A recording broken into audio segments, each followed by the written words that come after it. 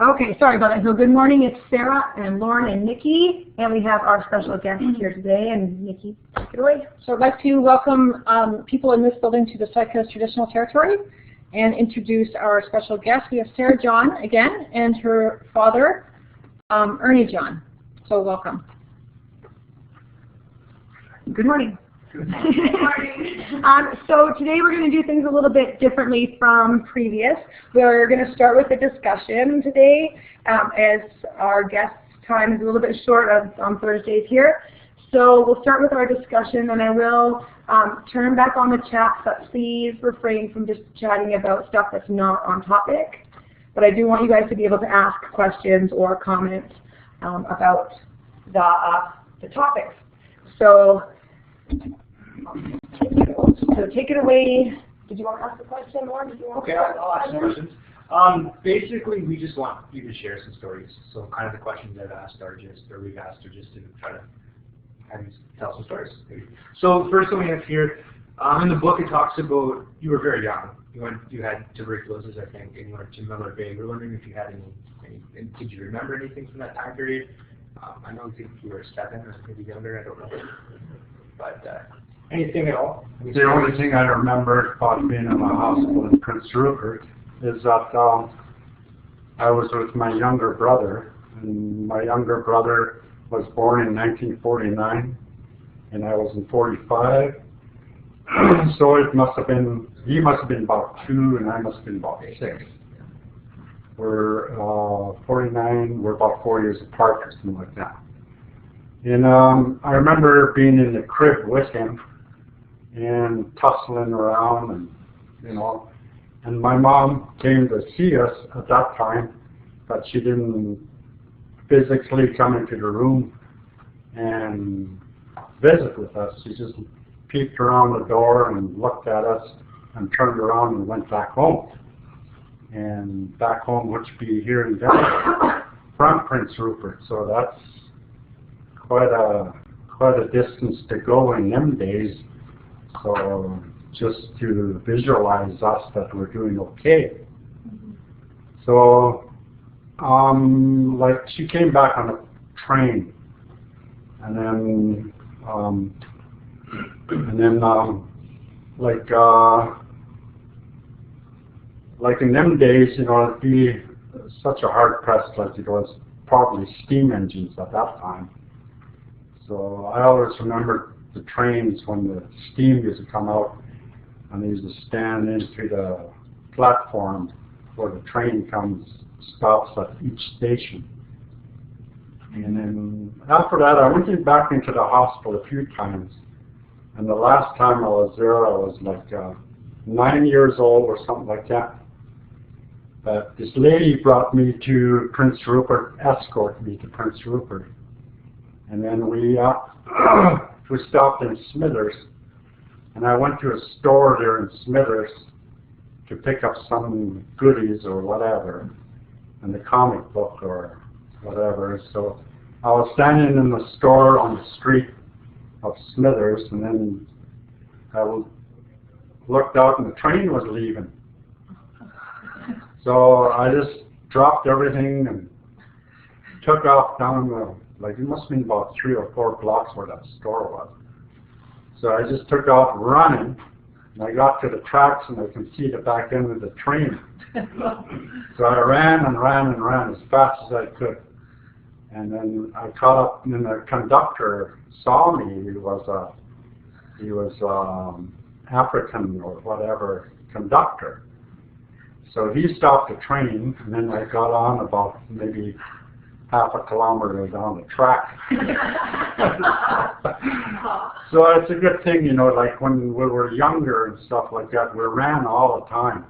We ran from here to Stoney Creek, which is 9 miles, about 14 kilometers south of Vanderhoof. So we used to run from Stoney Creek to Vanderhoof to go to a movie, and then run back at 11 o'clock or whatever time the movie's over.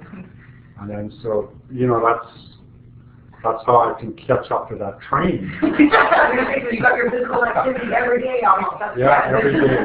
We're straight in the hospital. Yeah, And you go to the hospital. Yeah, I was run to the hospital. Wow. Well, it's just like, I just had a shadow in my lung. Okay. So I was just, Checked out. yeah, just checked out, and, you know, like you stay there for quite a length of time just for things like that.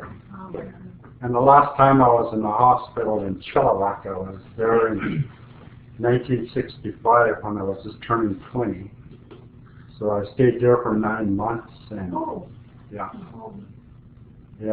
so between then and then, I was just coming out of the logging camp at that time when I was 16 years old, 17 or 18 or something like that. When Granny came to Miller Bay to check on you and Uncle Gordy, what did she describe you guys look like in the crib? We looked like two little bears tussling around. Yeah. Brotherly. Yeah. Excellent, thank you.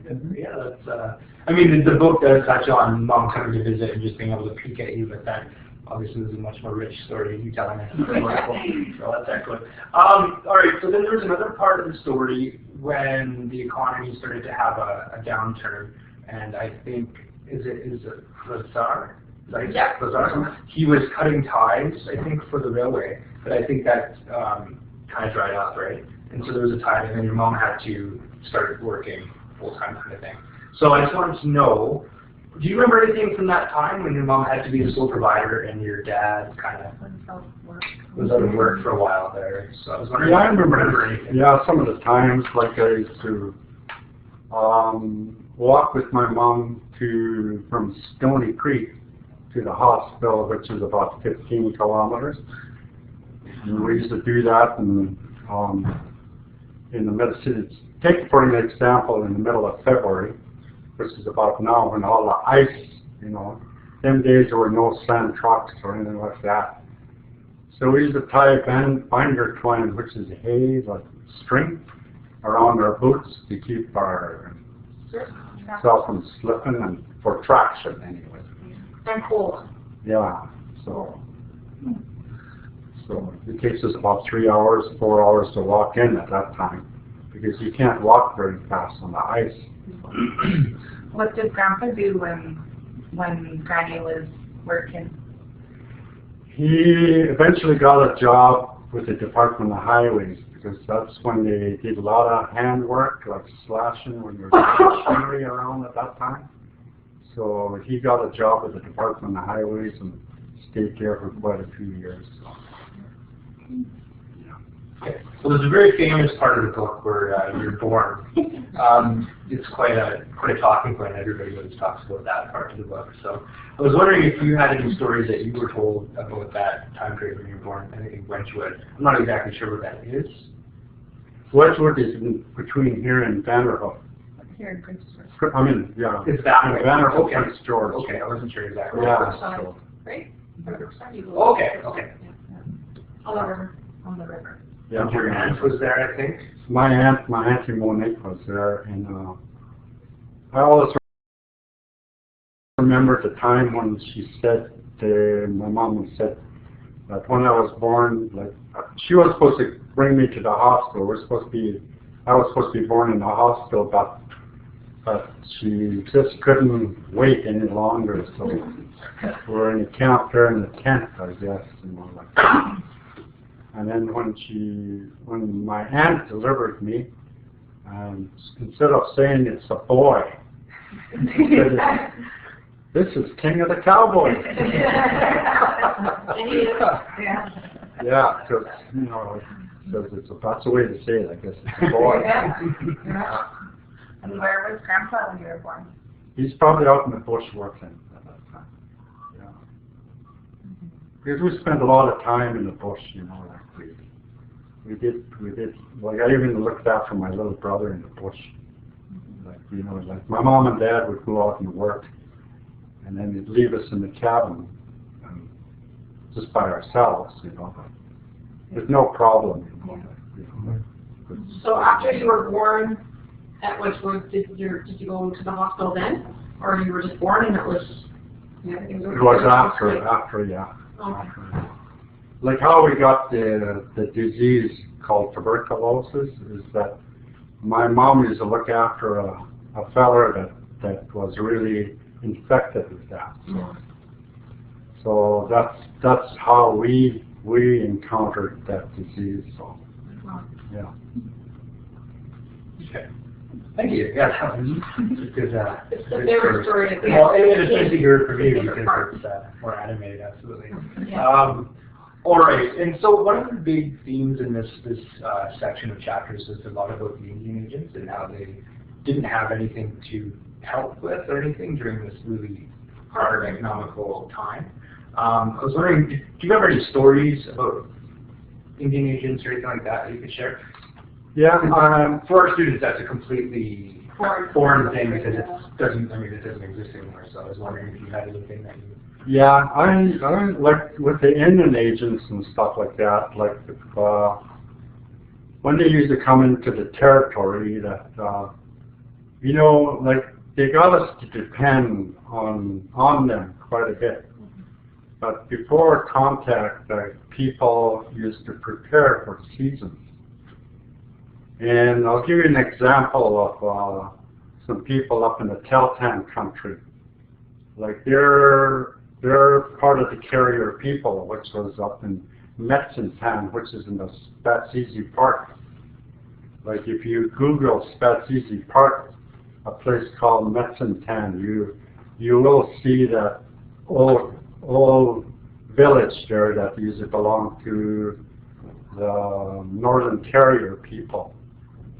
And there's a feller there that came into the camp there, and he had a guiding territory up in around Coalfish Lake, which is a little more northwest of Metzentan.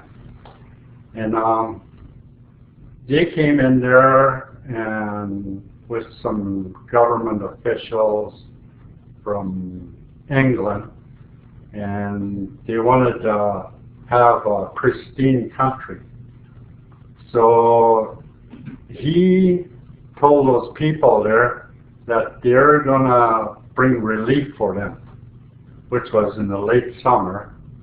And then in the late summer, so the people waited for that, and then they didn't provide their promise. And then the people from there, they did not prepare for the winter.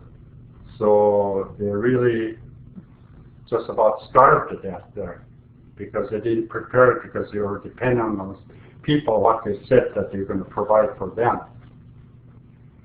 So it's things like that, that how First Nation people got promised for a lot of things, and that's how they say that we were poor and we were starving. So, and that's how that these people that was doing the guiding and stuff, they taking dignitaries from England to bring into the territory so they can promise them pristine country. So they had to move them out of there, and that's when they moved to a place called Iska, which is near Dease Lake. So it's stories like that, that there was so much promising and stuff like that, that we lived off the land. Like my grandmother, I remember my grandmother, she passed away in 1958, and I remember the stories from her, and then the stories from my mom, from her grandparents, and my dad from his grandparents. So, like people live just in harmony, like they provide for the seasons, and they don't depend on nothing. So, there you go. Thank you. Okay, so before our guests had to leave here, we made a trip up to Stoney Creek and found a pretty neat picture of Johnny Paul, which is Mary John's stepfather. And in this part of the book, we had read about how Johnny and his friend passed away because they were drinking homemade alcohol from an oil can. And so this is sort of an example of, we found this was an example of the times being unable to go into public establishments to drink.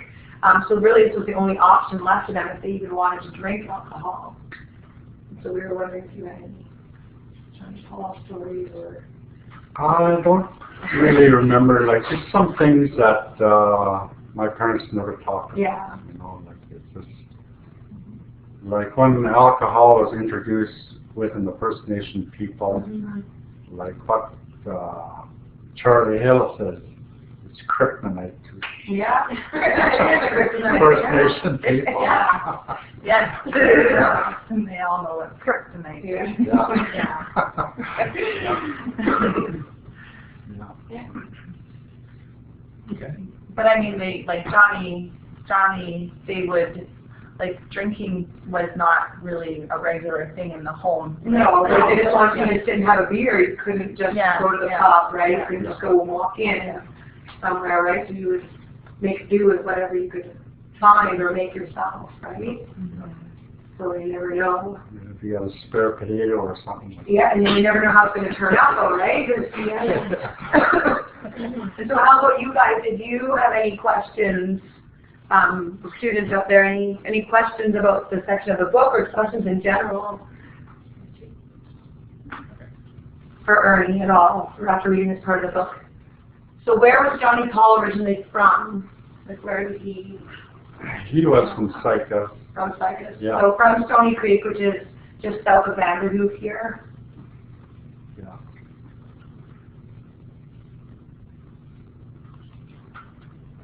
Well, let's see. Any more questions? Do we have any coming in? All right. Oh, we got two coming in. We'll see. I'd like to give them a little bit of time. Yeah. It takes a little bit of thinking time, then they got to type it, and I'm going to wait. So it's a little painful, but that's how it works with the D class. Okay. No questions? Okay. All right. Thank you, Ariel. Oh, you can ask the question to Sarah. Is it about Stoney Creek women? Okay, then we'll wait. We'll have to wait till the end then, Bethany. We have 3 videos to show you guys that we found had something to do with the story. It's part of the story. So in the video that I'm going to share with you here, Bridget, who is the one who wrote down Mary's story, describes how the poverty and local life on reserve that she saw was very similar to what she witnessed in her home country of Ireland. So she was born and raised the first few years of her life in Ireland, and then she came to Canada. So, see if we can make this work.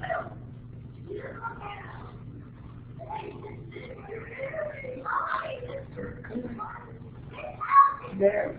Okay. So hopefully this one works this time. Let's see if we can hear it.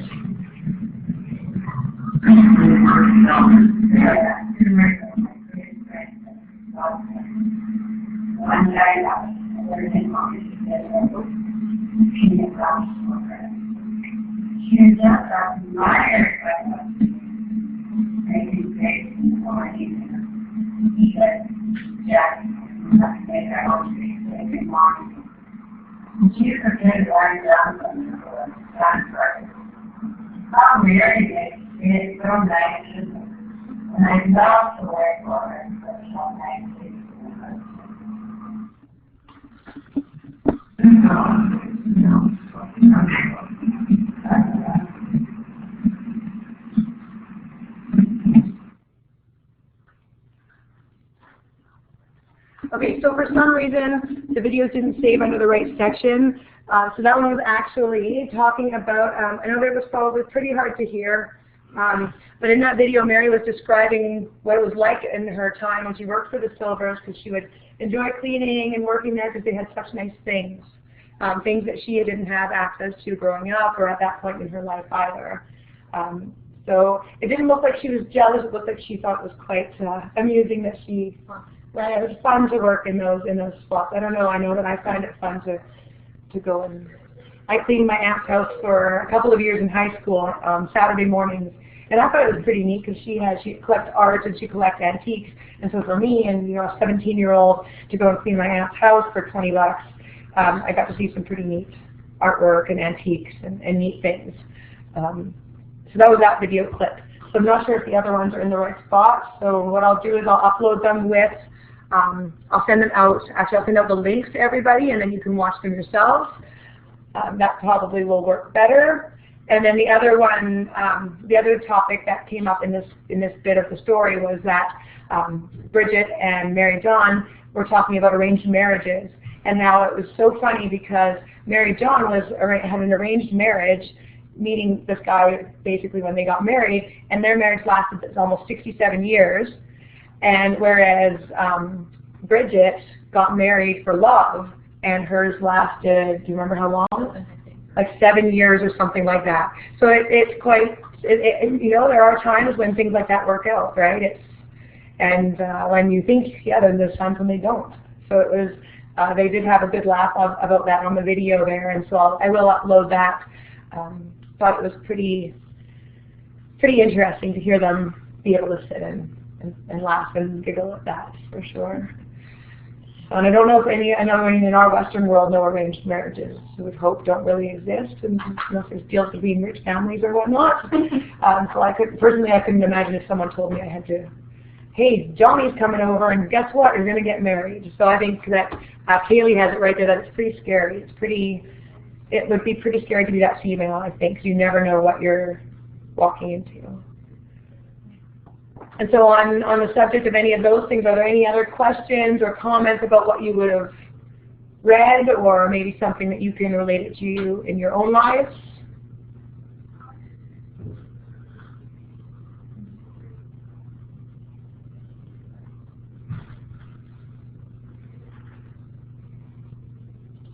And no other questions for our guests here?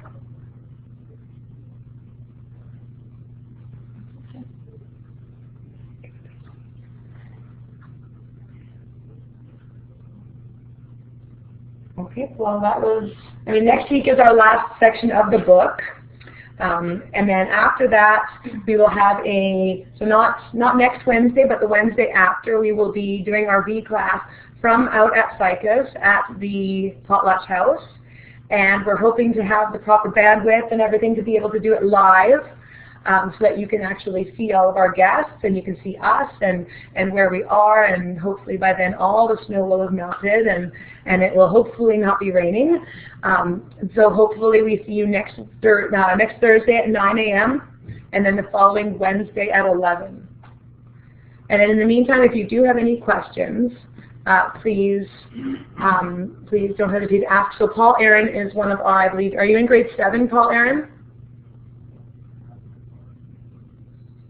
Yeah, so Paul Aaron have you read the book, Paul Aaron? So Paul Aaron was asking whether you yourself were in a residential school at all growing up. No, I wasn't. No. So did you go to, how long in your life did you go to school? I went to school off and on until I was 16, so then I left and then went to work. Right, you mentioned working in the bush, logging or something, right? Yeah. Okay. Fishing on the coast. Oh, nice. Right, so went more to the hands-on work, right? Interesting. And so for Paul Aaron, his schooling is totally different from typical schooling too, but he's on e-bus and he doesn't go to a brick and mortar school. So we're definitely learning a lot about different types of education that First Nations people had, or back in those days too, right? Being done at 14, 16 to go work, right? Most First Nation children before me always had visual education. Visual and... Right, well, listening, yeah. Interesting. And nowadays they get bused into Vanderhoof here and go to the local school and then bus home. And the same with up in Fort St. James. They'll get bused in from all around to go to the local schools, and then they get bused home. And oftentimes even that bus ride, kids in Tachi, for example, are on the bus for an hour a day each way, and that's kindergarten, like little kids on the bus at 6:30, 7 o'clock in the morning to get to school. Like it's different, and I know it's also the case for a lot of our students here at eBus that they would be on a bus for an hour and a half one way to get to school, so that's why they choose to do something like this. I'll tell them a story about Sure. my first day of school. Yeah. They had a they built a school in Stoney Creek in the 50s, the late 50s. And my first day of school, I was 7 years old, my first day of school.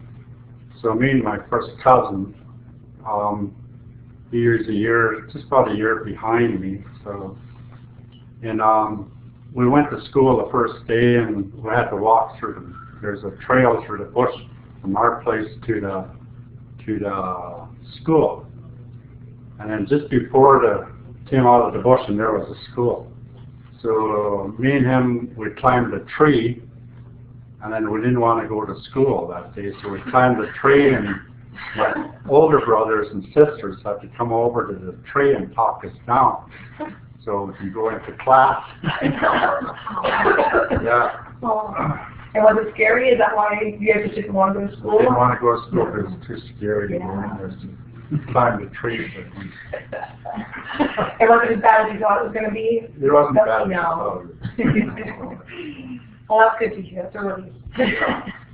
I know for the first day of school for a lot of kids, even for teachers, it still gets scary when you don't know what the year is going to hold, or if it's your first time somewhere, right? So, are there any other questions or comments?